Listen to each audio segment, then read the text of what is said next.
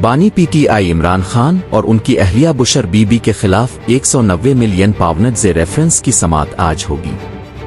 निजी TV channel दुनिया news के मुताबिक एहतिसाब अदालत के जज नासिर जावेद राना केस की समाअत करेंगे। नैब प्रोसिक्यूटर जनरल सरदार मुजफ्फर अब्बासी लीगल टीम के हमरा पेश होंगे। रेफरेंस में 59 गो अहान में से 35 अपना बयान रिकॉर्ड करा चुके हैं।